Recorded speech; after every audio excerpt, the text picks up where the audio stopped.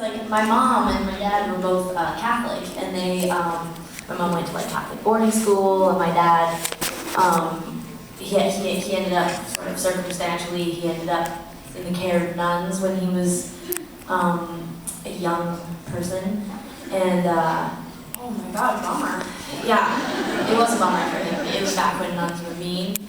And they're so nice now. They're awesome now. Who doesn't love a nun?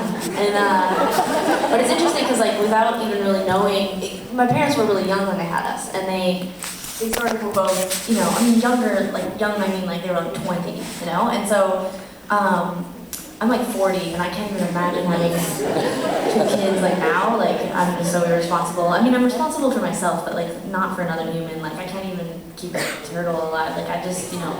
But I've never had a turtle. I mean I never had a turtle. I had newts and I had fish and gerbils and, you know, anyways. When you were 8? Yeah, but I'm saying, and they all died. So, and usually, unfortunately, like from like, I don't know, escaping and drying out, or like, usually it involves some form of dehydration, or actually almost every animal died because of dehydration. And it's interesting because like I have a problem with dehydration, and anyways, okay, so the point, what I'm trying to tell you is that even though my parents were sort of like, they were Catholic, they were like, they were gonna raise us without sort of like religion in the first, like, you know, the sort of instrumental years, and then sort of like let us choose once we were sort of like, you know, like we had the brains to like, be, like, you know, choose, pick, decide, think, you know, whatever. And, but without knowing it, like they just, it's not their fault, but like they still did really religious things with us, like all the time, and like sort of, their own skill set was sort of built on these ideas, you know, whatever, so it was like hard for them not to sort of like, what kind of religious things are we talking about? Like, I don't know, like my dad used to take us on walks and he used to call, I don't even know if this is true, but like he used to call the place where the nuns live the nunnery, is that what they're called? Anyways, he'd always take us to the nunnery, like all the time.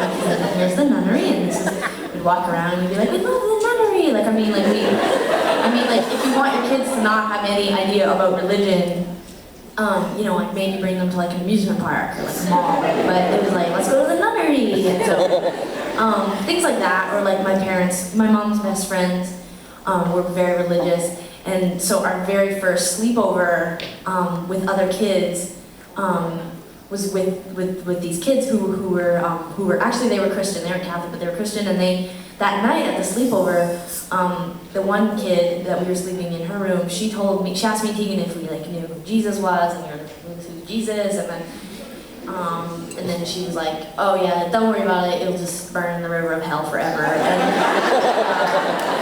kind of upsetting, because it was the first sleepover and stuff, and maybe on the second sleepover we've been like, shut up, bitch, but I was 4. I was like, you're gonna fucking burn in the river of hell or wherever you're talking about.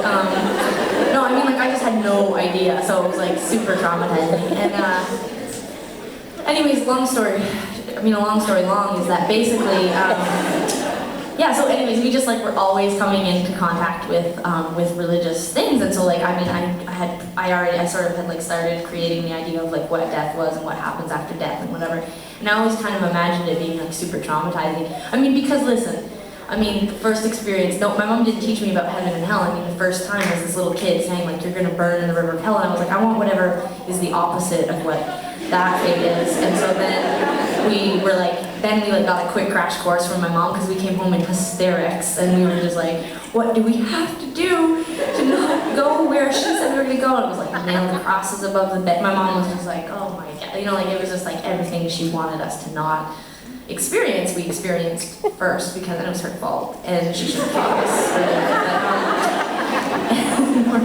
Maybe interviewed the kids, like, you know, we were very sensitive. I mean, we were allergic to chocolate and stuff. We were sensitive kids, you know, and maybe she should have sat the kid down and said, listen, my kids are coming over. Let's do a multiple choice.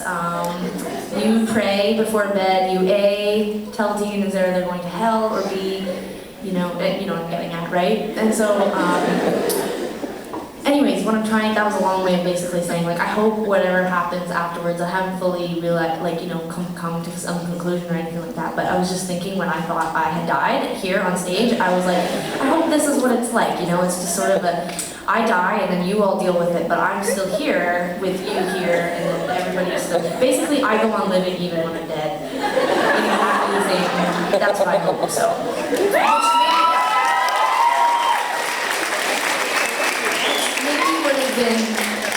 Wouldn't that have been amazing if at 4 I'd been like, excuse me, I'm not gonna say her name, Tara, let's say her name was Tara. Wouldn't it have been rad if at 4 me and Tegan had been like, listen Tara, I know that you're trying to terrify us because we're 4, and you've had, you know, your parents terrifying you from probably birth, and, you know, and the fact is that we're going to have an easy transition into the afterlife, whatever it may be. And, you know, if you want to go and pray with Mom and then come back in here and we'll just talk about lambs and kids and Alvin and the Chipmunks, I think that that will be fine. I think we can still really make something of this sleepover, but I prefer if, you know, we maybe talked about this when I was 9 or 10, and I think 4 is a little too early for this conversation. It's me, it's not you. I think we probably still have a sleepover in the future, if this works out, you know? Anyways, just thought I'd share that with you before this next song. It's about death, so.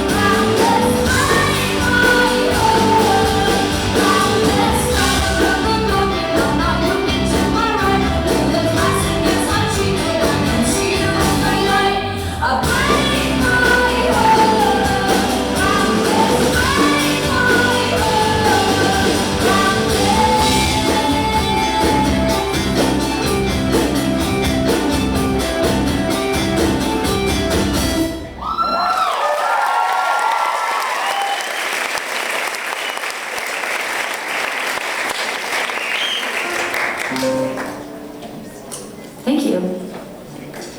Yeah, they are.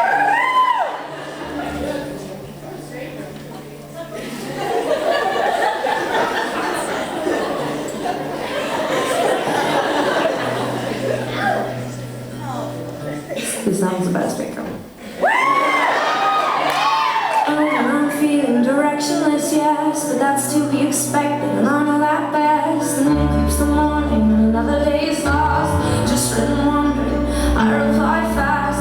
All you need to save me. All you need to save me. I'll be curled up, like floating out from it all.